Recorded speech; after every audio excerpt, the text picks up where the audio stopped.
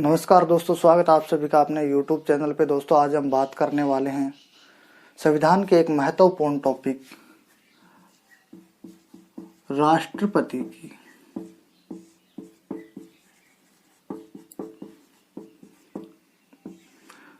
दोस्तों, हमारे राष्ट्रपति हैं वो राष्ट्र की एकता, अखंडता और संप्रभुता के प्रतीक होते हैं। राष्ट्रपति हैं वो हमारे राष्ट्र के प्रथम नागरिक होते हैं।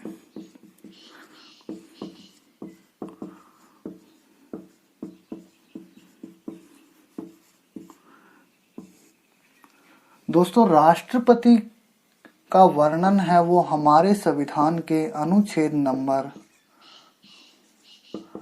52 से 62 के मध्य किया गया है।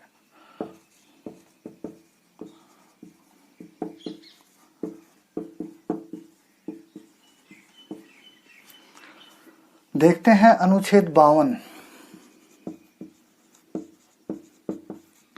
दोस्तों, अनुच्छेद 52 में कहा गया है कि भारत के एक राष्ट्रपति होंगे।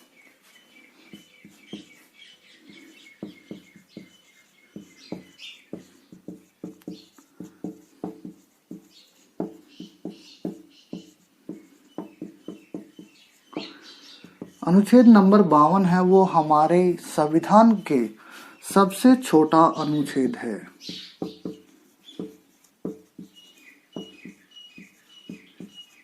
क्योंकि इस अनुच्छेद में सिर्फ इतना ही कहा गया है कि भारत देश का एक राष्ट्रपति होगा। तो ये हमारे संविधान का सबसे छोटा अनुच्छेद है। आपको याद रखना है, कई बार क्वेश्चन पूछा जा चुका है। अगला अनुच्छेद देखते हैं, अनुच्छेद नंबर 53। अनुच्छेद नंबर 53 में क्या कहा गया है? तो अनुच्छेद नंबर 53 में कहा गया है संघ की कार्यपालिका की समस्त शक्तियां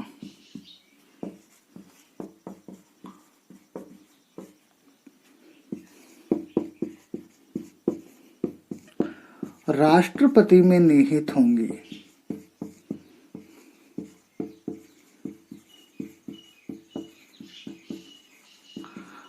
वह इन शक्तियों का प्रयोग अपने अधीनस्थों के माध्यम से करेगा। तो अधीनस्थ के माध्यम से करेगा, तो उनके अधीनस्थ कौन कौन होते हैं? तो होते हैं प्रधानमंत्री और उनकी मंत्रिपरिषद करते हैं। अगला अनुच्छेद 53(2).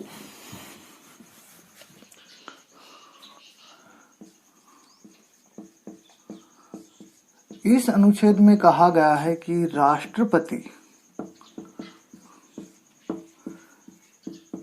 तीनों सेनाओं के सेनापति होंगे।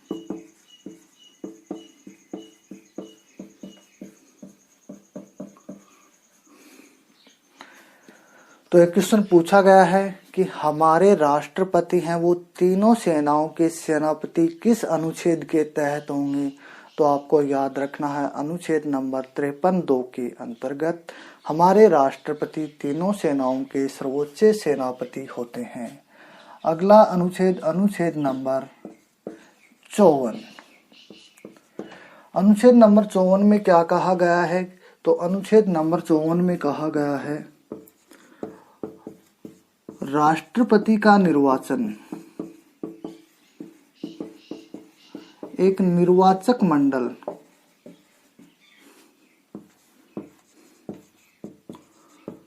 द्वारा किया जाता है। उस निर्वाचक मंडल की संरचना क्या होती है?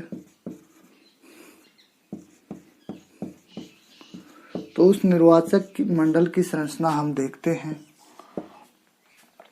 इस निर्वाचक मंडल में संसद के दोनों सदनों के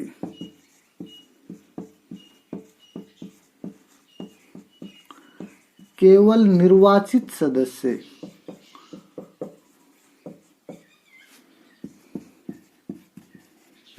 भाग लेते हैं। राष्ट्रपति के चुनाव में है वो संसद के दोनों सदनों के केवल निर्वाचित सदस्य ही भाग लेते हैं, मनोनीत सदस्य भाग नहीं लेते। राज्य विधानसभाओं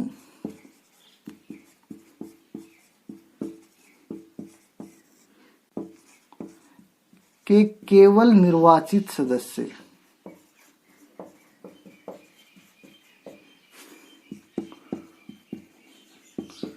भाग लेते हैं और राज्य विधानसभाओं से भी केवल निर्वाचित सदस्य भाग लेते हैं। और केंद्र शासित प्रदेश दिल्ली और पुडुचेरी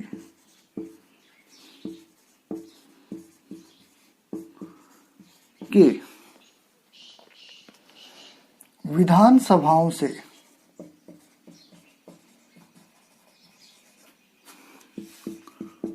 निर्वाचित सदस्य भी भाग लेते हैं।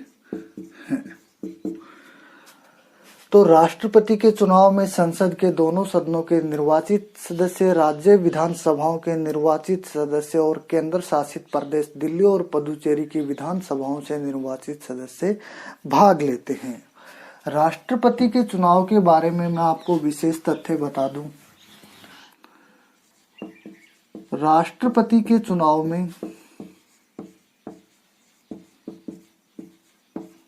50 प्रस्तावक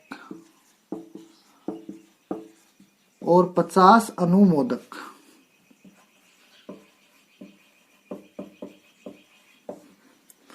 होने चाहिए।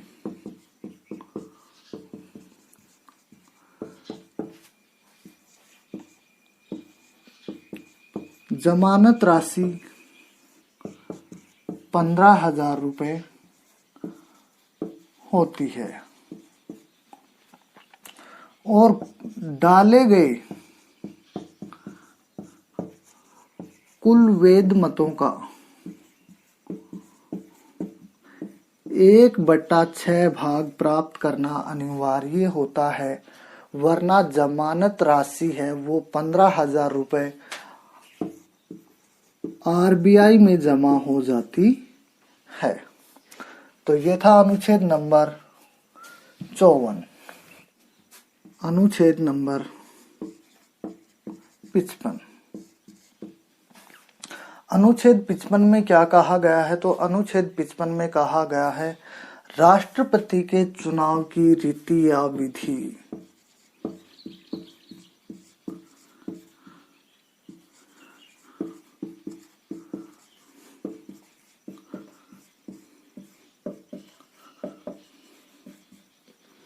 राष्ट्रपति का चुनाव है वो किस प्रणाली पे किया जाता है? एकल संक्रमणीय मत प्रणाली पर किया जाता है। एकल संक्रमणीय मत प्रणाली कहां से ली गई है? तो एकल संक्रमणीय मत प्रणाली आयरलैंड से ली गई है।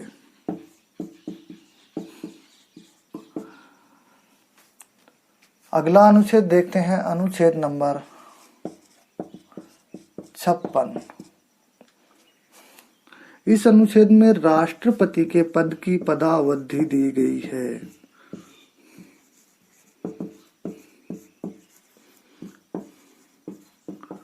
हमारे राष्ट्रपति हैं वो कितने समय के लिए निर्वाचित होते हैं? तो उनका समय होता है 5 वर्ष।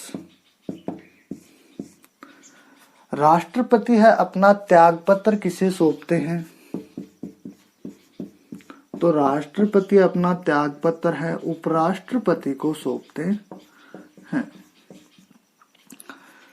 राष्ट्रपति को समय से पहले भी हटाया जा सकता है। किस प्रक्रिया द्वारा? महाअभियोग की प्रक्रिया द्वारा। तो महाअभियोग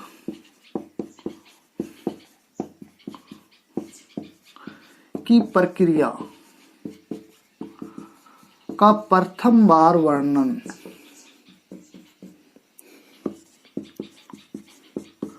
अनुच्छेद नंबर 56 क में किया गया है। इस बात का जिक्र है वो सबसे पहले अनुच्छेद नंबर 56 क में किया गया है, लेकिन महाअभियोग की समस्त प्रक्रिया का वर्णन है वो हमारे संविधान के अनुच्छेद नंबर 61 में किया गया है। देखते हैं अगला अनुच्छेद नंबर 57, राष्ट्रपति का पुनः निर्वाचन।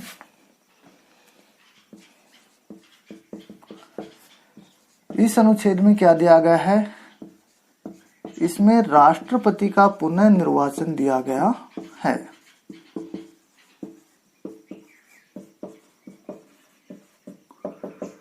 तो हमारे देश के राष्ट्रपति हैं वो बार बार निर्वाचित हो सकते हैं।